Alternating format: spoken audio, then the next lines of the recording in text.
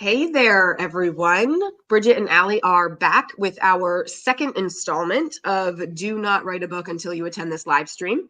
But before we dive into the details of that, we want to take the time to make sure that you know who we are and what we're doing in the publishing world to help you bring your book all the way to publication this year, because we're not going to be here telling you to wait any longer. None of this someday it'll happen and someday when I've got more time. No, we want you to do that this year. So I'm going to start off introducing myself only because I come a little bit earlier on in the journey of writing and publishing than Bridget does. So I am Allie with The Right Place, Right Time. I am an international book coach and ghostwriter. I'm also an author myself, and I am really here to help you make sure that you have a well-written and developed manuscript so that by the time it gets to our beautiful people over at Press 49, it's ready to go. Your promise is there. Your hook is there. Your organizational structure is in place. Your word choice is good. All of the things that make a book sound really wonderful is where I'm going to play a part. And then when we pass it off to Press 49, they're going to make it look good. So, Bridget, who are you? Who's Press 49? And what do you do to help the author's dreams come true? Right. So I'm Bridgett McGowen-Hawkins, the founder and owner of Press 49, an award-winning hybrid publishing company where we get you published faster than the competition with results that you absolutely love. And we depend on people like Allie, these fabulous ghostwriters, these fabulous writing coaches who are able to create a symphony, if you will, out of your book. You've got the ideas, you've got the talent, you have the expertise. So when it gets to us, we feel confident that this is a great book. So we can do all the things in creating this beautiful book with the gorgeous cover and the beautiful typesetting. And we get everything done from A to Z, whatever you can think of. Do you need an international standard book number, a Library of Congress control number? Do you need your BISAC codes? All of that stuff that you don't want to think about. We take care of it, getting your book listed on Amazon's side, Barnes & Noble's side, Books A Million's side, and a ton of other places. And then we also convert your book into an ebook, so it's available on the Nook as well as the Kindle. And then we don't leave you alone after you are published. So we're going to always stay in touch with you, providing you with resources and good information about how do you extend this life of yours and extend this book, this life of yours as a published author, and then extend that reach of your book. Because I'm kind of getting ahead of myself, but I'm going to tell you now, book sales are not where it's at. It's not where you're going to make your money. So we stay with you, make sure we engage with you in terms of how do you take this new life of being a published author and make it work for you and make it work for your book. And so Bridget and I, we teamed up about a year ago to co-author the up-and-coming book, Do Not Write a Book Until You Read This One. Now, folks, this book is a book that you're going to want on your desk throughout your writing journey, from the moment that you think that you want to write a book all the way through to the time that you publish that book and beyond. Because this book takes you through penning it, publishing it, and profiting from it all in one very meaty desk reference, such as this one. Now, we did say last time, so last week when we jumped in to do our first Do Not Write a Book Until You Attend This live stream, we mentioned that the book was coming out this month. Well, folks, turns out that the book is coming out next month. And we're being completely transparent and honest about this because not only is it important that you know when you could get your hands on this beautiful book, but as authors, these are sometimes things that happen. You plan for one thing and something else happens. Bridget, from a publishing perspective, do you want to give people kind of just an inside scoop on what's going on with our book and why is this a good learning lesson for those aspiring authors out there, or even the people who already have their books well on the way? What's the cautionary tale? Right. Plan for more time than you think you will need. I think that's probably the best advice that I can give you. So here's the deal. In the publishing process, there can be dozens of steps. At Press 49, we have about 70 steps that we go through to get a book published. And you are, as you can imagine, beholden to a number of different people and departments and processes that don't always move at the same speed you move at. So you have to pack your patience. I believe I may have said this. No, I didn't say this in part one. I remember when we got off, I said I meant to say this. So I'm going to say it now. Publishing can be a slow process. That is probably one of the number one lessons to take away from our experience right now. So, both of our teams have done everything that they're supposed to do and taken care of it in record time. However, we are having to wait for someone external, not someone, for an entity external to our teams to take care of something. So we're patiently and kindly playing the waiting game. So there you have it, as best I can explain it. But I'm telling you, pack your patience. Publishing can take a little bit longer than you planned on. And remember, Allie, I said, hey, Allie, we're going to start writing this book in August of 2022. So it's been a little bit more than a year. We're going to start this book. And Allie, do you remember the magical date we were going to publish? It was going to be 8/8/23, Tuesday, August 8th of 2023. That was when we were publishing. Well, okay. Yeah, right. Oh my gosh. Yeah. Yeah. I love it because we had the kind of like the forward thinking to know once we hit a certain month in 2022 into 2023 that August wasn't realistic, right? And so then we pushed it back, I think, to maybe November or December, and then we decided now we're going to push it back to January.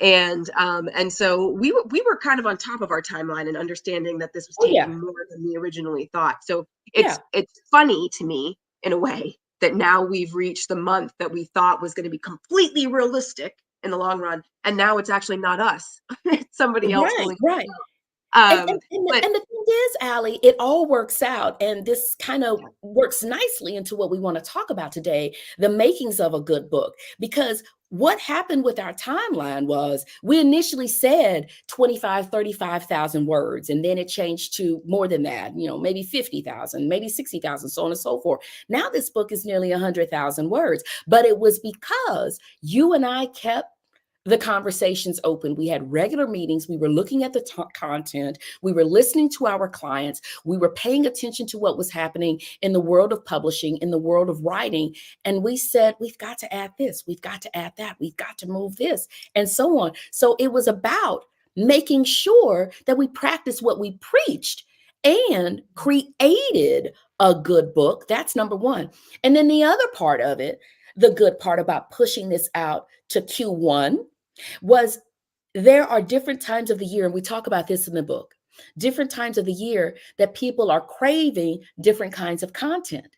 So we said Q1 is actually perfect because this is the time of year when people are looking for those resources to make them better, to make them brighter, to make them sharper, to support them with putting out the best service or the best product that they can. So it actually kind of all worked together, but we just didn't realize it was working together.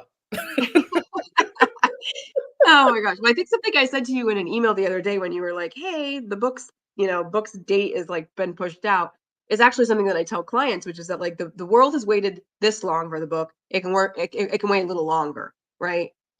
Because as much as our books are impactful and powerful and transformational and inspiring, they're not saving lives. They don't have the scalpel. They don't, they're not pumping blood, into somebody to keep them living, right? So we can wait a little bit longer. And the other thing that I find, and this is working with clients as well, is that books have their own energy and timeline. Like, I know that sounds strange, but they just do. Like, people end up with this, that, and the other thing that trips them up, pushes them off schedule. And I honestly think it's because like the book gods know that that book needs to come out at some other time. And you just got to kind of roll with it. You got to like go with the flow and let it come when it's going to come, because sometimes you just can't control things. And it'll be a lot easier if you're ready to just ebb and flow than if you're like pushing up against, something that's completely out of your hands. So that being said, we're going to leave the woo on, over there, and we're going to dive into part 2, the makings of a good book. And so this live stream series is going in the exact order of the content that we've put together in our book, Do Not Write a Book Until You Read This One. We are taking you behind the scenes to give you a sneak peek on the content, the fabulous content that is in this very beefy book. So our part 2 talks about all the things that make a really good book stand out. All right. And ironically, while you might be thinking a cover, a title, the content, those are all true. And those are all things that definitely make a book a good book. But before we even get there, we have got to have a plan of practice and a pace that we are going to follow to actually get that book written. All right. I am not really a fan of I'm just going to sit down and try to get everything that I know from the last 25 years of my industry experience onto the page by just sitting and staring at the blank screen and hoping and praying that it's just going to pour out of my brain onto the Word document. Why not, Allie? I don't see anything wrong with that, staring at a blank screen and just kind of sending it vibes. What's wrong with that? You're not going to get a single word on the page. You're going to be so overwhelmed with all the things that you could say, you're not going to say anything at all. All right. We need to back it up. We need to, number one, get very clear on what we're trying to say, who we're trying to say it to, and what exactly is the thing that needs to be said the most. We need to understand our goals and our strategy around what this book is going to do for us, what this book is going to do for our readers. So we've got to have this big plan, already thought of and orchestrated before we can actually know, right, what we're going to say. Because the plan is like the GPS. It's like telling you where you're going. You could go off maybe sightseeing over there for a minute, and you could take that exit and take a scenic route, but you still need to know, generally speaking, where you are heading, right? Practice is the actual art of writing. You've got to be consistent. You've got to make time in your calendar to sit down and actually write words, okay? Because again, it's not going to happen through osmosis. It's not going to get, happen by you staring at the screen. There's no wizarding world here that's going to come into play and grant you a wand that's going to put the words on the page for you. You've got to put your butt in the chair and your fingers to the keyboard, and you got to write. So you got to develop that practice around actually getting those words down. And the third P for pace is really all about that timeline that we were just talking about. Okay. What do you think, it's going to take in terms of weeks or months to get a draft done? And then from there, how much longer to revise and to edit? And then when you hand it off to that publisher, how long do they need, right? You need to understand that pace of how things are going to operate so that you are realistic about when this is going to get done. Because if a publisher such as Press 49 uses a 6-month window, then you already know that it's going to be at least 6 months to get that manuscript over to the bookshelf. So how much more time on top of that are you going to need to develop this plan and get this draft where it needs to be, okay? So that it can finally get over to that publisher on the other side. Bridgett, did you want to weigh in on anything on the plan, practice, or pace here? Right. So I definitely want to speak to the pace piece. I can't say it enough. If you think it's going to take a few months, it's probably going to take double that. Uh, the packing of the patience is incredibly critical. Now, I may sound like I am a hypocrite or talking out of both sides of my mouth when you find out the story about my first book and how quickly I got it done. I was under the gun though, and I had a tight deadline to reach, but it was the fact that I was able to get it done so quickly that I decided to launch Press 49. But as you have said it before, and I know I say it all the time, there's getting it done and there's getting it done right. And so, yes, you can kind of, zip through things and get it done quickly. However, you may find yourself in a position where you really wish you would kind of slow things down a bit. So just be realistic with your calendar and your timeline. Plus, life happens. Crazy things happen. And things that you just don't plan for that can really throw a monkey wrench into your timeline, your calendar. So pack that patience. I can't say it enough. I know y'all are thinking, well, what are we talking about? Going on a trip? Going to the, during the holidays, all of the reporters pack your patience from the local airport. But yeah, same thing goes for publishing too. Well, I mean, honestly, writing a book is a journey, and the destination is not necessarily just publishing the book. The destination is what you do with the book afterwards, right? Which is also something that we talk about in Do Not Write a Book Until You Read This One. Um, and really, the whole premise of this book is doing it right. To pick out something that you just said, Bridgett, there's doing it and then there's doing it right. So yeah, we can rush through a whole bunch of things to just get it done, but like how well a product is going to be, how fine a product is going to be on the other side if we're just scurrying through all the steps to check them off, we're not doing them, with intention. And so if you want to know about mindset and intention and doing it right, you want to go back and check out last week's live stream, because that was when we talked all about that, the commitment, the intention, and what you need to really do this well. But we're in part 2 today. We're in the makings of a good book. So you need that plan, practice, and pace. That's a few things that need to be thinking about first. The next thing that's actually really helpful to understand and know before you get going is the book's life cycle. Now, I'm not going to go into all of the pieces. You can go get the book for that. But knowing the book's life cycle is important because then you understand where you're at and where you're going, right? And you start to understand just how long parts of this book development can take, right? Because there's a whole piece of conceiving. That's actually the first part of the book's life cycle, all the way through to your constant eternal promotion of the book, right? And there's several stages in between. And when you understand how this book is going to progress along that cycle, you are better off for it. You know what you're doing in the moment in time because you know what phase you're in. You know what that phase entails, and you also know how to kind of keep apprised of where you're heading next. All right. So yeah, there are some conceptual things here, some things to understand before you actually put pen to paper. And these are going to help you get to this piece, which is huge. You have to know this before you get to that manuscript drafting. Bridgett, I'm going to let you take this one. Right. So in terms of the what happens after drafting, right? Or what happens after the manuscript is ready to go. I mean, we will get into a lot of logistical types of things, boring things like those identifiers and identifying actually the title of your book, right? And making sure that it conforms to the conventions of what people expect and what makes for a great title of a book. But then also, we're going to get into the typesetting piece. We're going to get into creating everything that goes into making sure that your book is what people have come to expect in the book industry. Does that make sense? Yes. So we want you also to be thinking about what are you promising your reader, right? Yeah. Like you're writing a nonfiction book. Maybe it's for your business. You're trying to establish yourself as a thought leader. Okay, what does this book promise that reader at the very beginning of the book, inside those introductions or forwards or prologues or whatever it is? What is it promising to your consumer of your content? What are they going to gain by the time they're done reading, right? You need to have that promise up front and center, right? In order to do the next thing. And yeah, and let me talk about it. My apologies. My brain kind of went somewhere in left field, especially with the piece about the promise. Your reader has an expectation.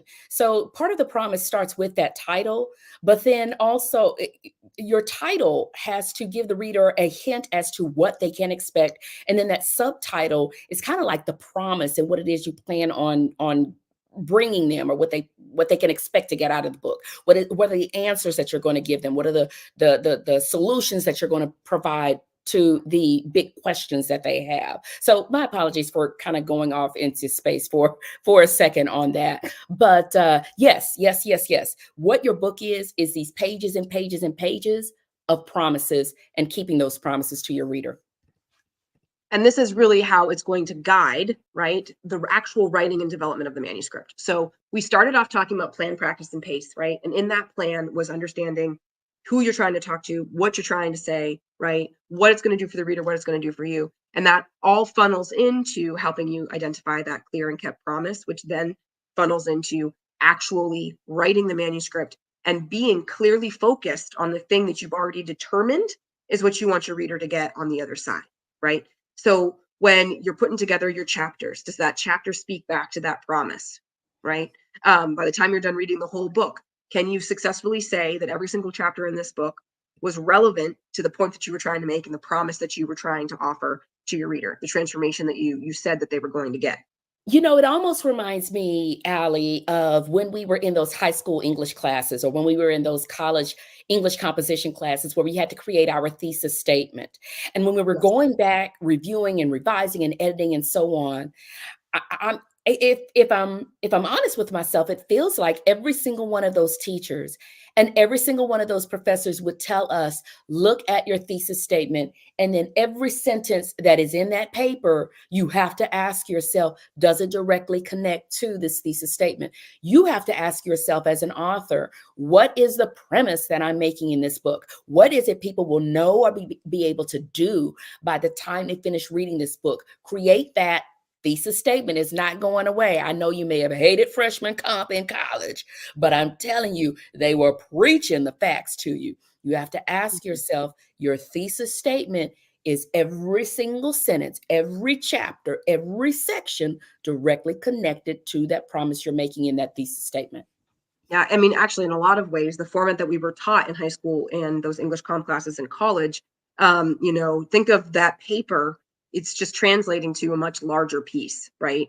And so now your introductory paragraph that would have been in a paper is your introduction to the book, right? Setting up your argument. The individual paragraphs of your paper are now your individual chapters of the book. They are supporting a piece of the argument that you've established in your intro, right? Your conclusion, right, is no longer the last paragraph in the paper. It's now the final thing that you're going to say in the book to wrap it all together and reiterate the point that you've made and how you've made it. So all of those basics that you've already kind of like learned in some prior life actually come back into play in developing a manuscript. And then, of course, we also need packaging. And that's where I believe that the title and the design really come in, because it's making that well-developed manuscript now actually stand out and look like something that people want to grab off the shelf. And Bridgett, you've talked about titling a little bit already. But what are like the makings of an intentional title? And what are some things that authors should be thinking about with eye-catching design? Right. So when it comes to an intentional title, I'm going to give you a sneak peek. I really should charge you for this. As a matter of fact, I'm going to go back and look at a list of everybody who joined this live, and I'm going to invoice you because this is golden. The title of a book should be no more than about 6 words in length. You can fudge that a touch, as we kind of have with ours. But what's important in this is you want it to be short enough so that it's easy for people to remember. You want them to be able to go anywhere and type it in or tell someone, I'm looking for do not write a book. That's what you want to be able to do. Yes, the rest of ours has a little bit more to it, but they can easily find that. So an intentional title, no more than about 6 words in length. Now, here's the beauty. In a title, your subtitle can be almost as long as you want it to be. Again, it's the promise to your reader that those 6 words, 1 to 6 words max, are the hook. They're what will grab people's attention. It's impossible for you to pass our book on a shelf. Do not write a book on the cover of a book and not stop for a second and pick it up. And that's what you want with your book. You want people to see that title. Huh? Think about becoming. Think about start with why. It makes you stop and then pick it up and open it. That's what you want your title to do, to get people to stop and then open it.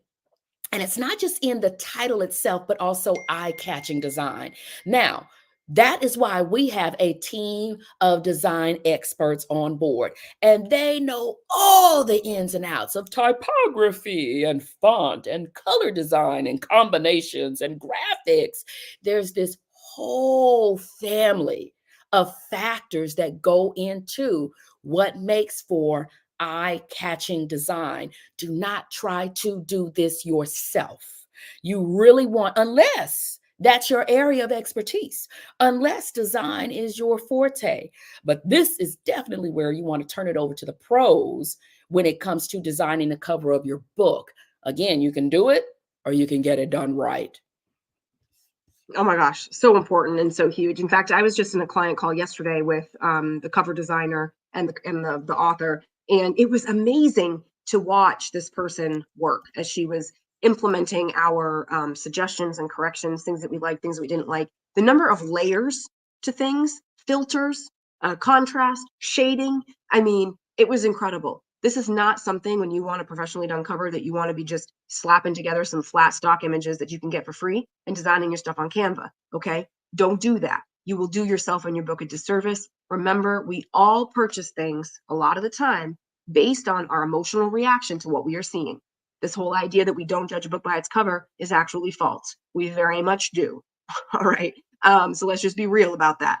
So, folks, we have gone through several key things here in a flash. We've talked about plan, practice, and pace. We've talked about knowing the book's life cycle. We've talked about having a clear and kept promise, a well-developed manuscript, and an intentional title and eye-catching design, right? Those are just some of the things that await you inside of our book. Do not write a book until you read this one. All right. Again, this comes out next month, but you can pre-order it today.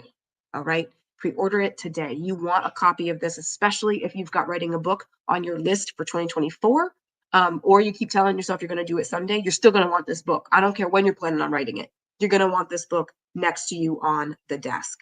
All right. Now, next week, we are coming back again, another live with you at noon EST.